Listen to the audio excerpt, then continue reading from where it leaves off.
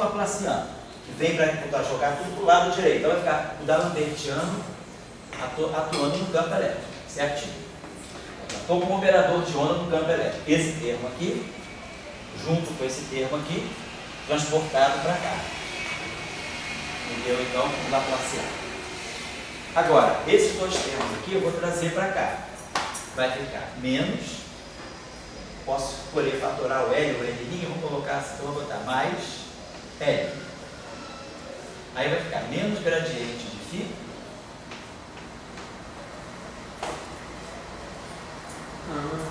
menos L' sobre L ddt do A. Isso tem que ser igual a zero. É igual a zero. Agora, para que essa equação, para que se esses dois campos fazem parte do mesmo sistema, então nós imaginamos que os dois, como no caso de Marx, os dois campos satisfazem a mesma equação de onda, D'Alembertiano de E igual a zero, D'Alembertiano de B igual a zero. Então isso aqui vai me dar o seguinte, ó, se eu fizer L' igual a L, isso aqui me dá exatamente o campo elétrico e vai dar essa equação aqui, ó, D'Alembertiano mais L. Então se eu fizer L' igual a L, isso aqui é 1, então isso aqui vira o campo elétrico. Então fica mais L é igual a zero. Então eu estou fazendo L' igual a L. Então essa equação aqui me mostra que para que os dois campos satisfaçam a mesma equação de onda, eles estão no mesmo sistema, então como no caso de Marx, os dois devem se propagar da mesma forma, eles têm que ter a mesma equação de propagação. Então fisicamente isso me obriga a fixar o L' igual a L. E aí aqui eu recupero a situação do campo elétrico e aí fica.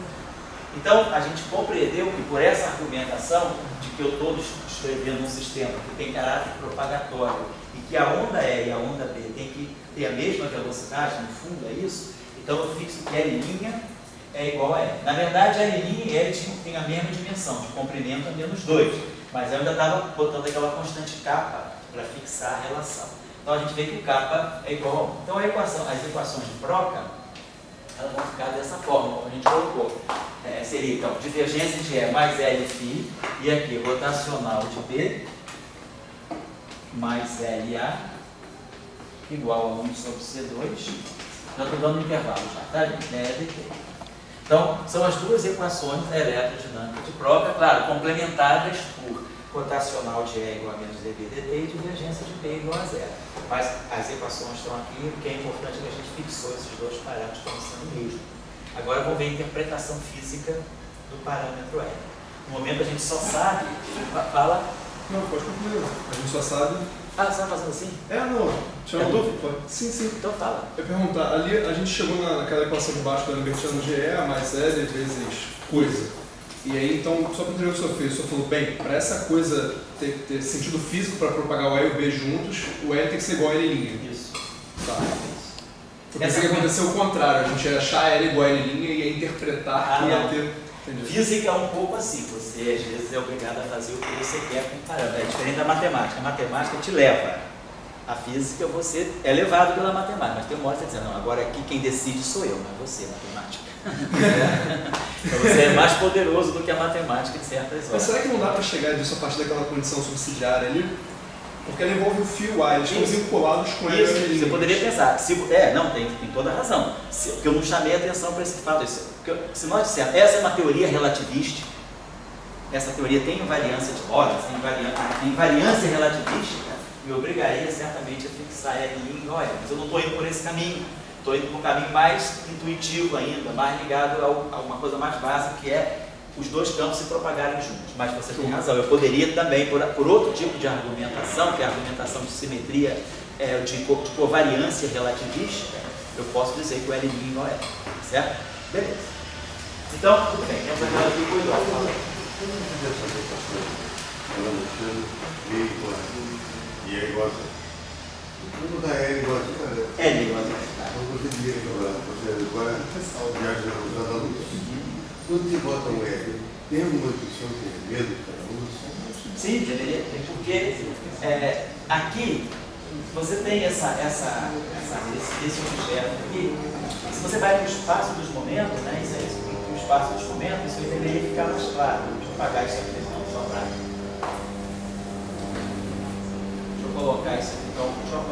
apagar isso tudo que está ali embaixo, a gente já resolveu a questão. Então vamos voltar agora, vamos dar uma interpretação para o parâmetro F, que é justamente o que você está falando, né? O que acontece com a velocidade da luz aí, né? Então vamos ver o seguinte, vamos pegar a primeira equação, porque no fundo é igual à segunda, né? Então vamos trabalhar com a equação do F, 1 sobre C2,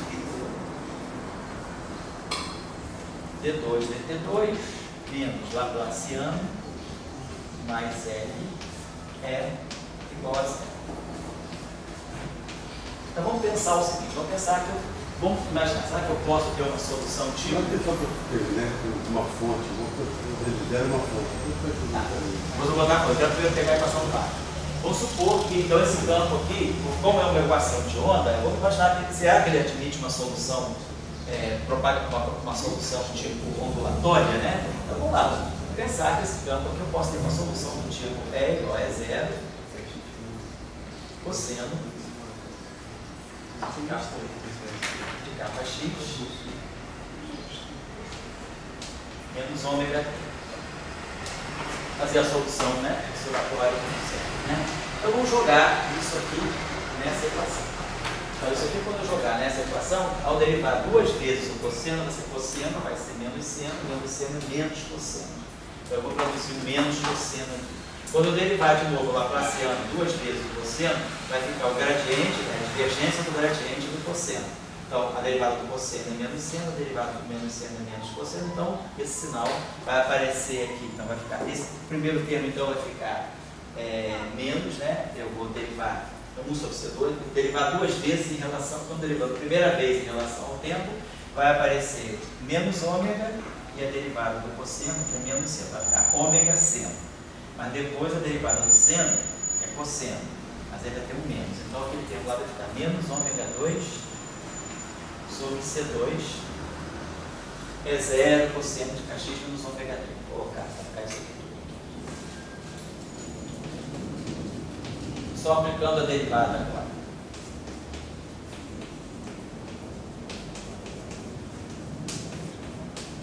Quero ver se isso aqui pode satisfazer aquela equação. Então, estou aplicando a primeira derivada, a derivada temporal. Então, a primeira derivada temporal me produz menos ômega e menos seno. Então, vai ficar ômega seno.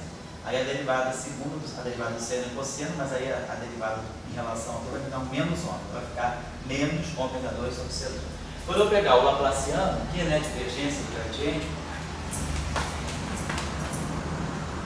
gradiente do cosseno capa x menos ômega t, derivada do cosseno é menos seno, então vai ficar menos, vai produzir um capa seno de capa x menos ômega t, certo? Isso é o gradiente. Agora, quando eu tirar a divergência do gradiente, o Laplaciano desse cosseno aqui, então quando eu tirar a divergência vai produzir um capa, derivada do seno é cosseno, vai ficar menos K2 cosseno capa x menos ômega t.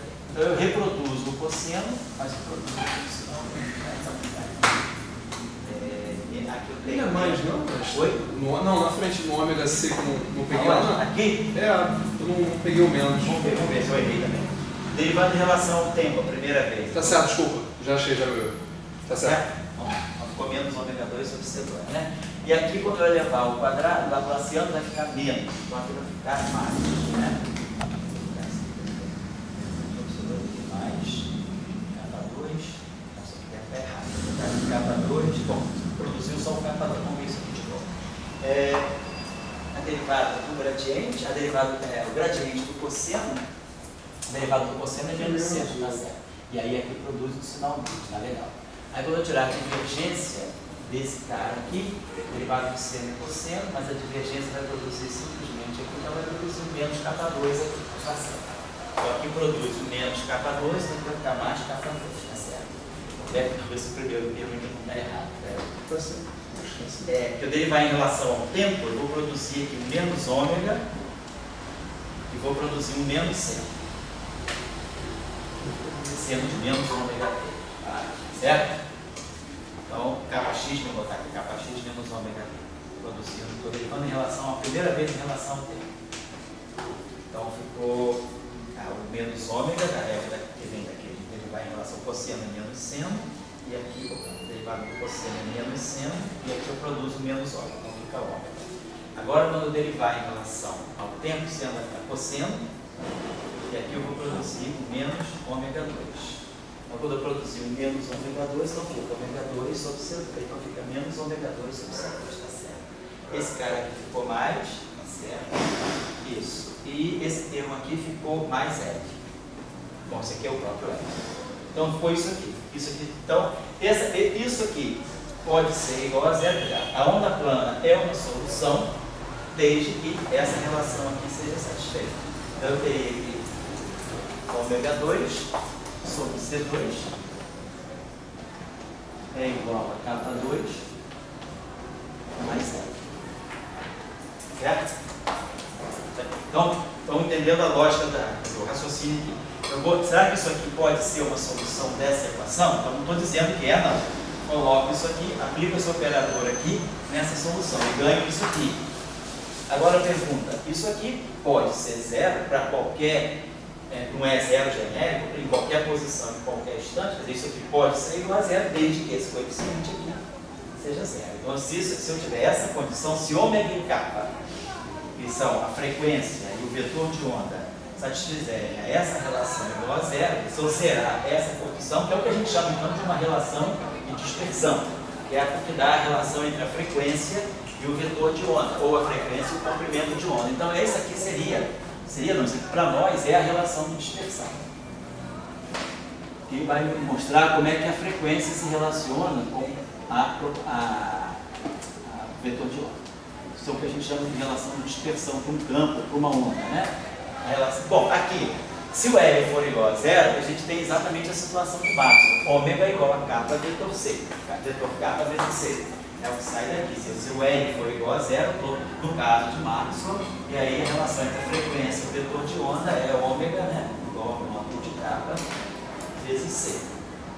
Então a gente vê que se eu derivar, né, ômega, de ômega de kappa, a gente ganha exatamente a velocidade da luz. Agora aqui não.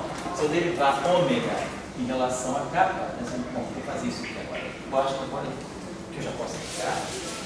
Eu estou guardando isso aqui, que ainda quero só falar mais uma palavrinha disso aqui antes do intervalo, tá? Então, se a gente agora pega essa relação por Essa fórmula você pode comparar com E igual a MC2? Pode, vamos pensar vamos pensar já. Bom, até olhar isso aqui de uma vez. Olha só, se eu quiser, aí vamos fazer. Quem já fez um cursinho básico de mecânica quântica, sabe pelo princípio da correspondência, né? Que se a gente tem, pelo princípio de De Broglie nos diz que lambda, né, é igual a H sobre P. O módulo de P. Então a gente tem uma relação entre comprimento de onda e momento, que é a relação de De Broglie. Então, pela relação de De Broglie, vamos pensar assim, então eu posso dizer o seguinte, H, botar assim, vamos relacionar, se eu pegar uma onda plana, por exemplo, né, o momento, vamos fazer assim, deixa eu colocar aqui da seguinte maneira,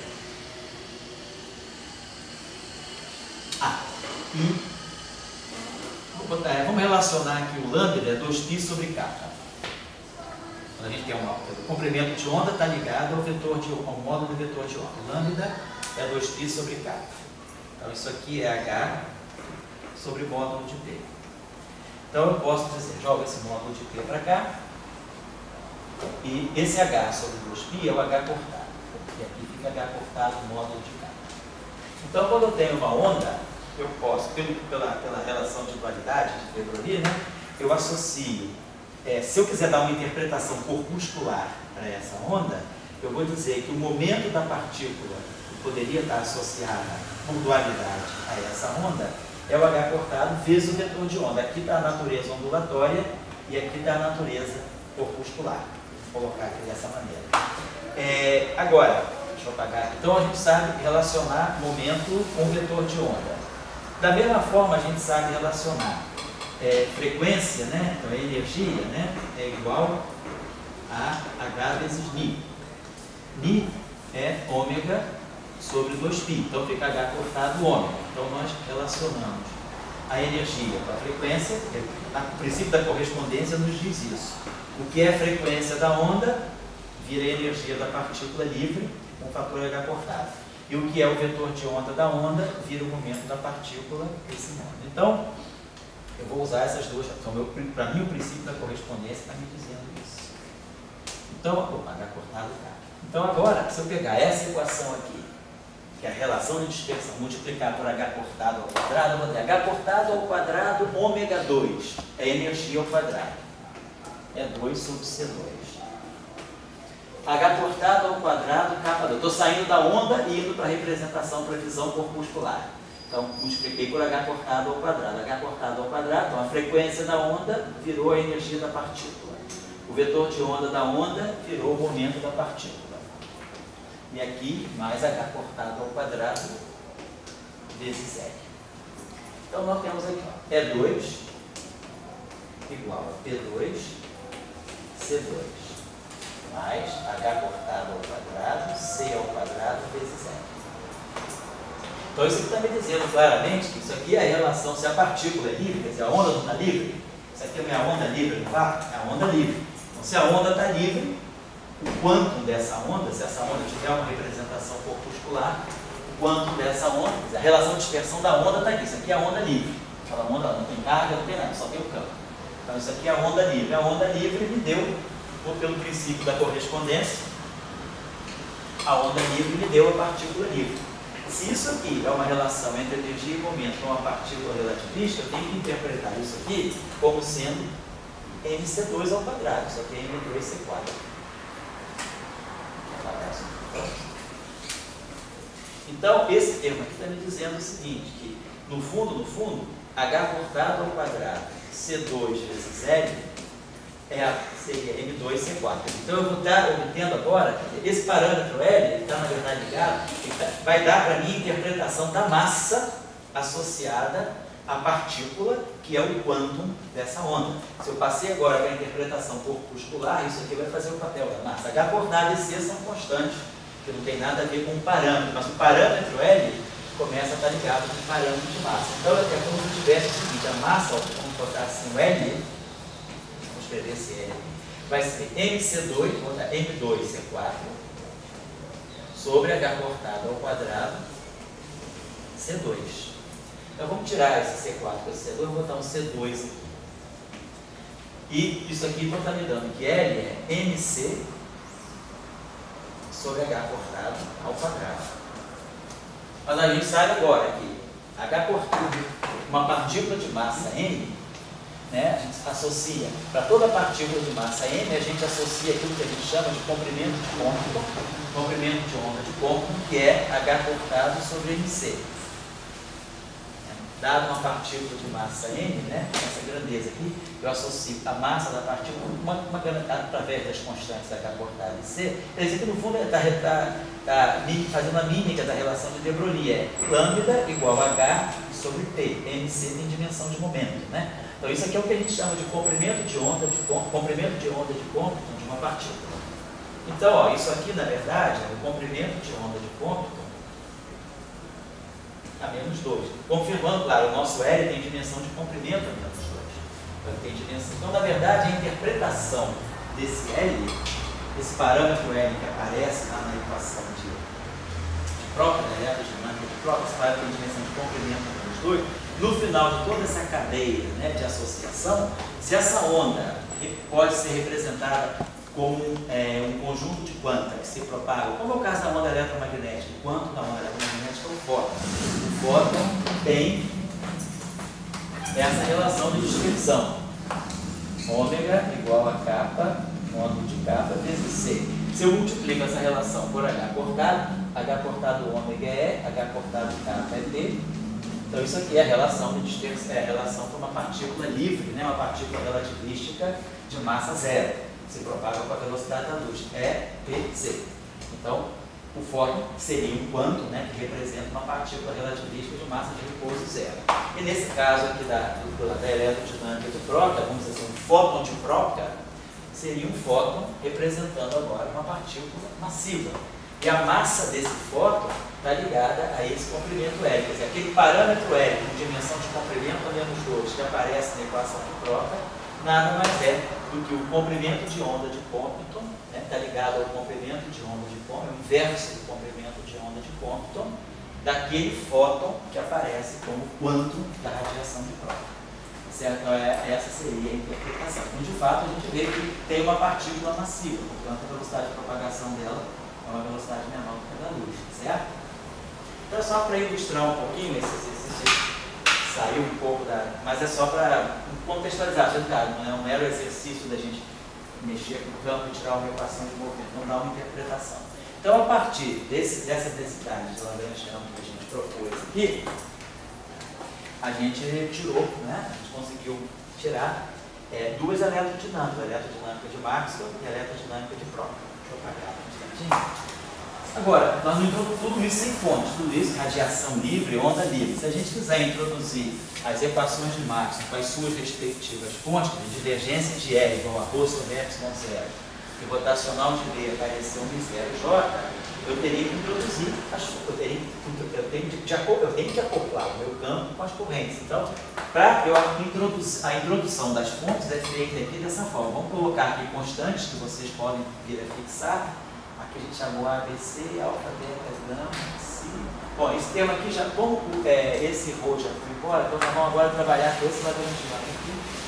Esse aqui foi embora, esse aqui foi embora, né, para aquelas questões. Vamos trabalhar, então, vamos trabalhar com esse sigma igual a zero.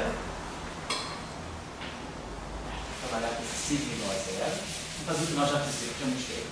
Vamos trabalhar com esse n igual a 2. E vamos trabalhar com esse n aqui igual a 1. A gente já tinha, então. O A também é zero. O A também tinha que aparecer. O B ficar. Então a gente estava trabalhando, a gente viu que tanto para o eletromagnetismo de Maxwell quanto para o Proctor, o A sempre ficava zero, esse B sobrou, esse C sobrou, porque serviu para o caso de troca, esse termo alfa ficava, esse beta soma, esse beta subiu no momento do corpo beta, então não posso tirar esse beta, esse gama ficou, esse psi ficou, e esse zeta aqui ficou. Então vamos agora introduzir as fontes, nós vamos poder introduzir agora, como eu tenho aqui. Vamos introduzir um parâmetro, vou dizer assim, um parâmetro. Eu vou chamar aqui, esse velocidade da luz para cá, para lá, eu vou tirar esse C daqui, vou fazer o seguinte, vamos começar a trabalhar, vamos mexer aqui, agora vamos chamar esse cara aqui de A, vamos partir desse Lagrangiano, vai ficar como tarefa, vamos partir desse Lagrangiano agora. A gente já sabe que esse termo aqui é importante, vou colocar o parâmetro A aqui. Para evitar confusão com a velocidade da luz, vamos chamar esse parâmetro agora de B. Esse parâmetro aqui era importante na eletrodinâmica de Proctor. Esse parâmetro aqui não, esse parâmetro aqui é importante e fica o tempo todo. Esse parâmetro aqui também é importante o tempo todo, então aqui eu chamei alfa, então vamos chamar esse cara aqui de beta. Eu fui definindo meu problema assim. Esse cara aqui eu vou chamar de gama, esse cara aqui eu vou chamar de x. Agora vamos introduzir o acoplamento dos campos com as fontes, né? Então vamos dizer que a gente aqui, o potencial φ vai ter que se acoplar, ele é um escalar, com alguma coisa escalar, vamos chamar de ρ, que seria a densidade de K. Então vamos colocar aqui uma constante, né? Vamos colocar aqui uma constante alfa, beta, gama, delta, epsilon, zeta. Vamos chamar agora isso aqui de zeta. E o campo elétrico, o potencial vetor tem que se acoplar com uma corrente, alguma coisa vetorial. Então nós estamos agora propondo aqui a introdução, quer dizer, os acoplamentos dos potenciais com as correntes. Né? Então, vamos dizer assim, introdução das fontes externas.